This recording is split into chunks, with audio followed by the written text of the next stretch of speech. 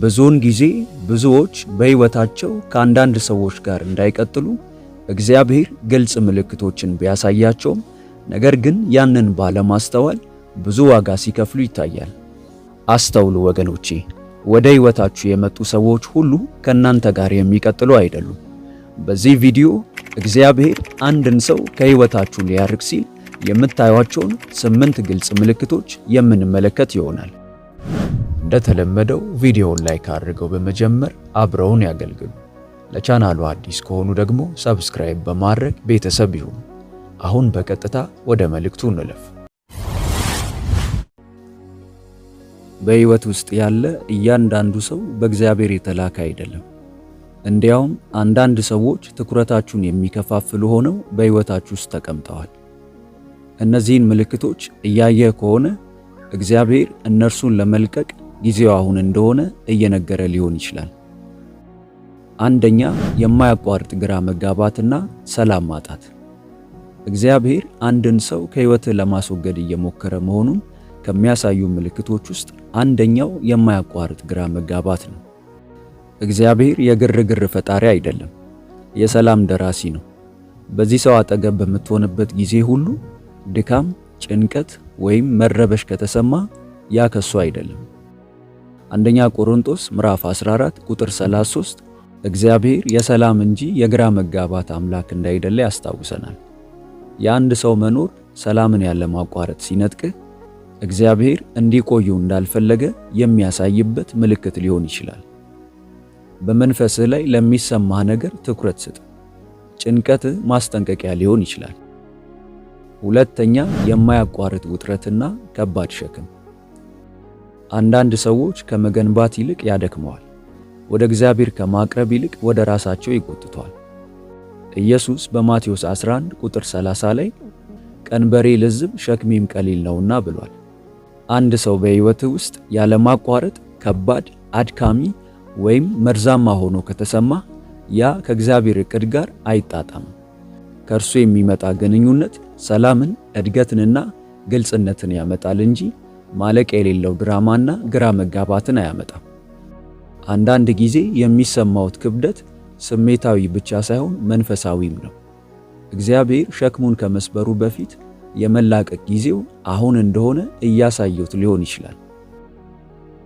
ሶስተኛ፣ መንፈሶ ሁል ጊዜ በእነሱ ዙሪያ ሲሆን ምቾት አይሰማው። ያ ውስጣዊ ያለመመቸት ብዙ ጊዜ መንፈስ ቅዱስ ነው እያወራ ነው። ዮሐንስ 16 ቁጥር 13 እንዲህ ይላል፣ ግን እርሱ የእውነት መንፈስ በመጣ ጊዜ ወደ እውነት ሁሉ ይመራቸዋል። የሚሰማውን ሁሉ ይናገራል እንጂ ከራሱ አይናገርምና የሚመጣውንም ይነግራቸዋል። እረፍት ማጣት ሁል ጊዜ የሚሰማዎት ከሆነ ያንን ችላ አይበሉት። ያ ጭንቀት ለጉዳት ላይሆን ይችላል፣ ጥበቃ ሊሆን ይችላል። የእግዚአብሔር መንፈስ ወደ ግራ መጋባት ፈጽሞ አይመራህም፣ ሁል ጊዜም ወደ እውነት ይመራሃል። አራተኛ፣ ከእግዚአብሔር ዓላማ ያዘናጉሃል። ምናልባት ከሁሉም በላይ ግልጽ የሆነው ምልክት አንድ ሰው ወደ እርሱ ከመገፋፋት ይልቅ ያለማቋረጥ ከእግዚአብሔር ሲያርቅ ነው።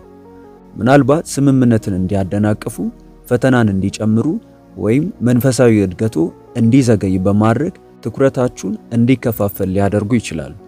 ያ እንዲሁ በአጋጣሚ ብቻ አይደለም፣ መንፈሳዊ ውጊያ ነው። ገላትያ ምዕራፍ 5 ቁጥር 7 ስለዚህ ጉዳይ ያስጠነቅቀናል። ጥሩ ሩጫ እየሮጥክ ነበር፣ እውነትን እንዳትታዘዝ የሚያደርግ ማን ነው? የተሳሳቱ ሰዎች በሕይወትህ ውስጥ ሲሆኑ የጸሎት ሕይወትህ እንደሚዳከም፣ ትኩረትህ እንደሚዛባ፣ ውጥረት እንደሚፈጠርና ለእግዚአብሔር የምትሰጠው እሳት እንደሚደበዝዝ ታስተውላለህ። እርሱ የሚፈልገው ይህን አይደለም።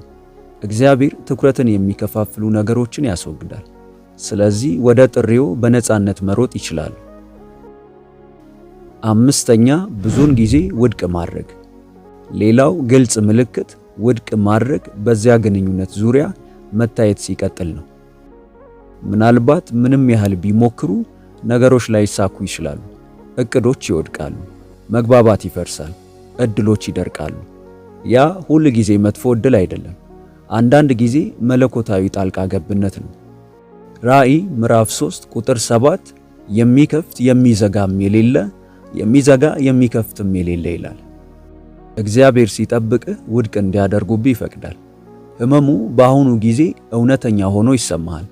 ነገር ግን ብዙ ጊዜ የተሳሳቱ ሰዎችን ከመንገድ እያጸዳ መሆኑን የሚያሳይ ማስረጃ ነው። ስለዚህ ትክክለኛዎቹ በረከቶች ወደ ህይወት ሊፈሱ ይችላሉ። ስድስተኛ፣ እግዚአብሔር በተደጋጋሚ ማስጠንቀቂያዎችን ይሰጡታል። እግዚአብሔር አንድን ሰው ከህይወቱ ለማስወገድ ሲፈልግ ያለ ማስጠንቀቂያ የሚያደርገው እንብዛም የለም። ምናልባት ቀይ ባንዲራዎችን አስተውለው ህልም አይተው ወይም ከምታምኗቸው ሰዎች ምክር እንኳን ተቀብለው ይሆናል። ነገር ግን ችላ ትላላችሁ። ምሳሌ ምዕራፍ 29 ቁጥር 1 እንዲህ ይላል፣ ብዙ ጊዜ ተዘልፎ አንገቱን ያደነደነ ድንገት ይሰበራል፣ ፈውስም የለውም። እግዚአብሔር መሐሪ ነው፣ ግን ደግሞ ግልጽ ነው። ተመሳሳይ ችግሮች ብቅ እያሉ ከቀጠሉ፣ መንፈስህ እየተገፋፋ ከሄደ፣ ጥበብ የተሞላበት ምክር ከተረጋገጠ አትተወው። ተደጋጋሚ ማስጠንቀቂያዎች የእግዚአብሔር መንገድ ከመጥፋቱ በፊት የሚጠብቁ ነገሮች ናቸው። ችላ ባልካቸው ቁጥር ምርጫ ለማድረግ እስክትገደድ ድረስ ድምፃቸው እየጨመረ ይሄዳል። እግዚአብሔር አንድን ሰው ለማስወገድ ሲሞክር ሕይወትህ ወደፊት መሄዱን እንዳቆመ ታስተውላለህ። በመንፈሳዊ ሕይወትህ በግቦችህ ውስጥ እንኳን እንደተጣበቅ ይሰማሃል። ይህ የሆነበት ምክንያት አንዳንድ ሰዎች እንደ መንፈሳዊ እንቅፋት ስለሚሆኑ ነው።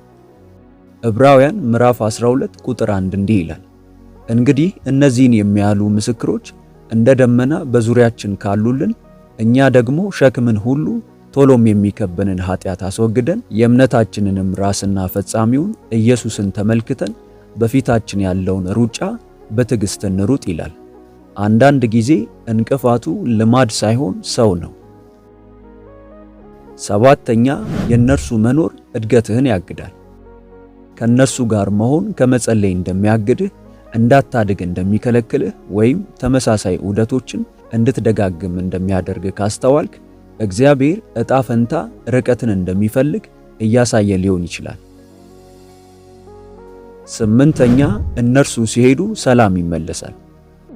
እግዚአብሔር አንድን ሰው ከሕይወቱ እያስወገደው እንደሆነ ከሚያሳዩ ግልጽ ማረጋገጫዎች አንዱ ከሄዱ በኋላ የሚሰማውት ሰላም ነው። መጀመሪያ ላይ መለያየቱ ሊያበሳጮት ይችላል፣ ነገር ግን ብዙም ሳይቆይ ክብደቱ ይነሳል። ፊልጵስዩስ ምዕራፍ 4 ቁጥር 7 እንዲህ ይላል፣ ከማስተዋል በላይ የሆነው የእግዚአብሔር ሰላም ልባችሁንና ሐሳባችሁን በክርስቶስ ኢየሱስ ይጠብቃል። የእግዚአብሔር ሰላም የእጁ ሥራ የመጨረሻ ምልክት ነው። አእምሮአችሁ የተረጋጋ፣ መንፈሳችሁ የቀለለና ከሕይወታችሁ ሲወጡ ትኩረታችሁ የሰለለ መሆኑን ካስተዋላችሁ ያ በአጋጣሚ አይደለም፣ ያ ማረጋገጫ ነው። እግዚአብሔር እርሶን መልሶ ለማቋቋም እነርሱን ያርቃል። የእሱ ሰላም እሱ መሆኑን የሚያሳይ ማስረጃ ነው። ዓላማህን መጠበቅ። ይሄ መልእክት በእውነት መንፈሶን የሚነካውት ከሆነ እግዚአብሔር ሆይ በእኔ ሕይወት ላይ እኔ ያልኩት ሳይሆን አንተ ያልከው ይሁን የሚለውን መልእክት በኮመንት ላይ ያስቀምጡልን፣ እናየዋለን። ቪዲዮውን ላይክ እና ለወዳጆ ሼር በማድረግ አብረውን ያገልግሉ። ለቻናሉ አዲስ ከሆኑ ደግሞ ሰብስክራይብ በማድረግና የደውል ምልክቷን በመጫን ቤተሰብ ይሁኑ። በቀጣይ በአዲስ ቪዲዮ እስከምንገናኝ ሰላም ሁኑ። ሆሊቲዩብ ኢትዮጵያ ዩቲዩብ ቻናል ተባርካችኋል። በይበልጥ በመንፈሳዊ ሕይወቶ እጅግ የሚበረቱባቸውና መንፈሳዊ ረሃቡን የሚጨምሩ ትምህርቶች እንዲሁም የጸሎት አገልግሎት በየቀኑ እንዲደርሱ ሰርቫንት መልካሙን ጌታ በማለት የፌስቡክ እንዲሁም የቲክቶክ አካውንታችንን እንዲሁም ሆሊቲዩብ ኢትዮጵያ ብለው ሰርች በማድረግ የቴሌግራም ቻናላችንን ይቀላቀሉ። ተባርካችኋል።